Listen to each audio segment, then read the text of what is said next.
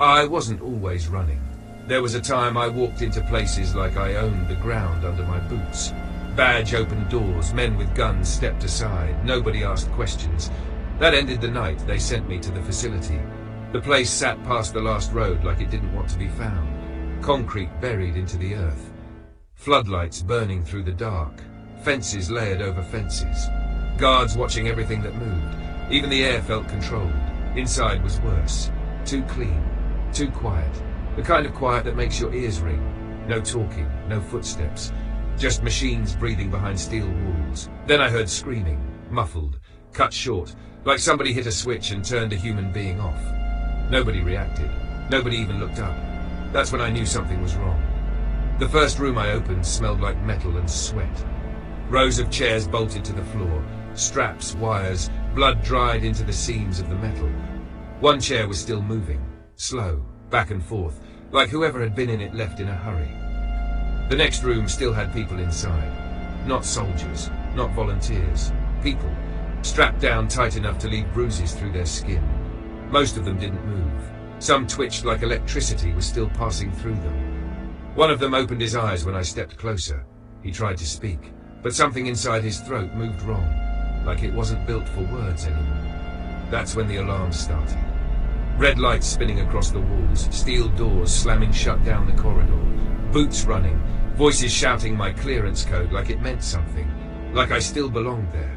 I ran, first slow, then faster, then full speed when the first shots hit the wall behind me. Concrete dust exploded into the air. They weren't trying to stop me.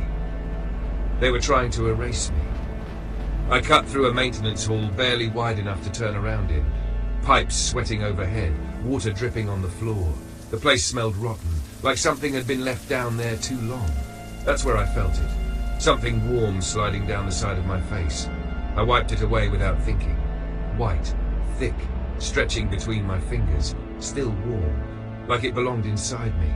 My skin started pulling tight, burning, like something under it was trying to move. I could feel it crawling along my jaw, up my neck, inside my head. I hit the ladder and climbed, hands slipping, boots slamming metal rungs, gunshots echoing up the shaft below me. They were getting closer. Halfway up, something tore loose. Skin split near my cheek, wet heat running down my neck. I kept climbing, didn't stop, couldn't stop. I came out onto the roof into the rain, cold air hitting raw skin. Searchlights cutting across the yard below. Trucks arriving, more soldiers pouring out. Too many to fight, too many to outrun. That's when I understood. They weren't chasing me because I ran. They were chasing me because of what was inside me. I smashed the storage unit into the implant housing in my skull.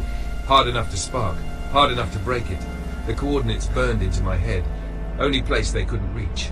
Then something moved under my skin again. Stronger this time. Like it was waking up, like it knew I was outside. I dropped off the roof and ran into the dark. Sirens behind me, lights sweeping the trees, boots closing in. But I kept running, because the worst part wasn't what they built. The worst part was realizing I wasn't escaping. I was being released.